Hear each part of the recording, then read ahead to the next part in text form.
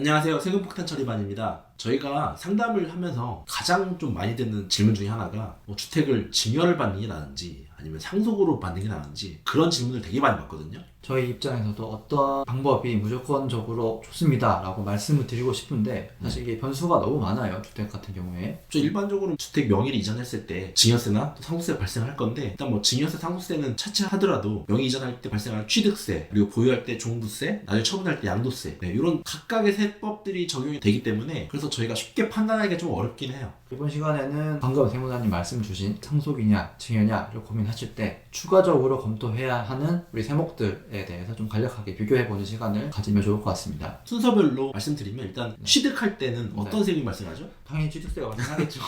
당연히 취득세가 발생을 하는데, 네. 그러면 증여를 목적으로 취득을 했을 때랑 아니면 상속을 원인으로 취득을 했을 때 각각 취득세 세율도 다르고 과세 표준도 다르잖아요. 그렇죠. 네. 간략히 비교를 해보면 먼저 상속부터 말씀을 드려보면 취득세가 기본이 되는 과세 표준 자체가 시가 표준액이에요. 그러니까 시가 표준액이라고 하는 건 네. 일반적으로 생각하는 게 공시 가격이죠. 그렇죠. 네. 그렇기 때문에 우리가 일반적으로 매매 사례가나 이런 시가가 아니라 공시지가 표현하시는 그런 것들로 보시면 되실 것 같고, 세율 자체도 기본적으로 우리 상속 취득세율은 다 합치면 3.16%가 되죠. 근데 이제 무주택자가 받게 되면 이제 0.96%라는 특례제도 있긴 하지만 증여하고 또 비교를 해보면 증여 같은 경우는 네. 이제 기본적으로 과세 표준이 상속이랑 달라요. 그러니까 시가 인정에 의해서 감정 가격이라든지 아니면 공매, 경매 이런 가격 또는 아니면 유사 매매 가격이라는 걸 적용을 해가지고, 일반적으로는 공시 가격이라는 게 실제 시세보다는 낮잖아요. 그렇죠. 시세 대비 한 60, 70% 정도 네. 되겠죠. 근데 증여는 상속과 달리 실제 거의 시세에 가깝게 취득세도 과세를 하겠다는 거예요. 그렇죠. 네. 과표 자체가 차이가 나기 때문에 같은 물건이라 하더라도 차이가 많이 날 수 있어요.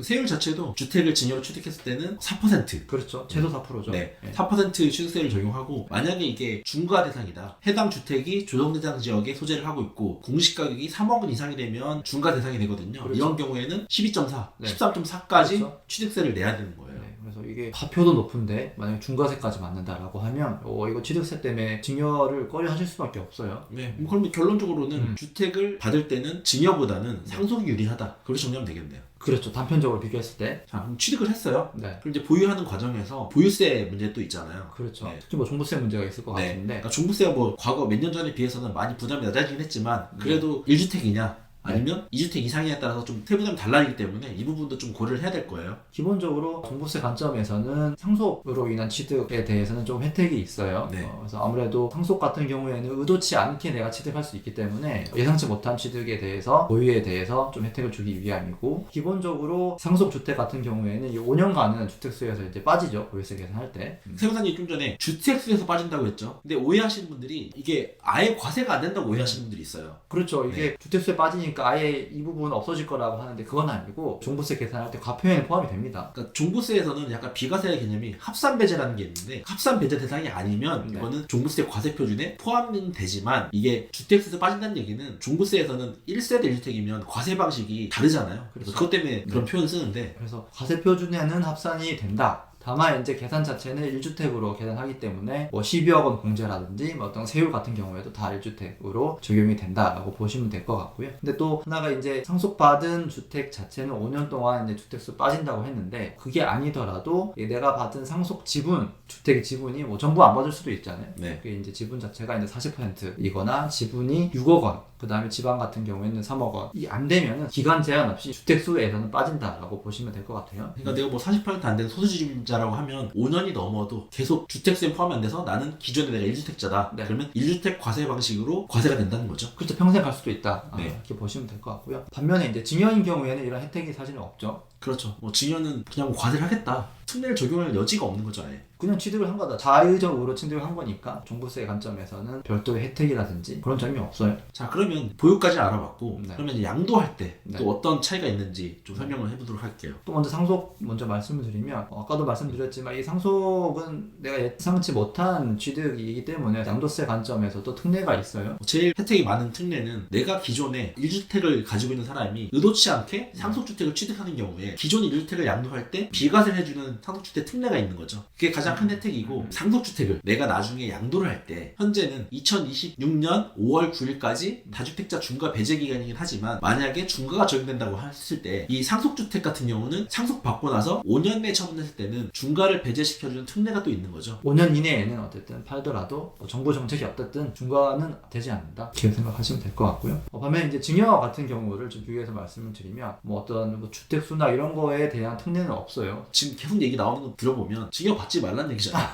뭐 그렇게 생각하실 수도 있는데 네. 또 자산 배분 관점에서 봤을 때 네. 증여가 유리하실 수도 있으니까 안 그러면 증여를 왜 하겠습니까 사실은. 네. 네. 그래서 증여가 유리할 수 있으니까 증여 같은 경우에는 2월과세가 적용이 될 수 있으니까 조심을 하셔야 돼요 양도하실 때. 그 2월과세라는 게 일반적으로 많이들 하는 말씀이 증여 받고 나서 10년 내에는 네. 처분이 어렵다 네. 뭐 이런 얘기 하잖아요.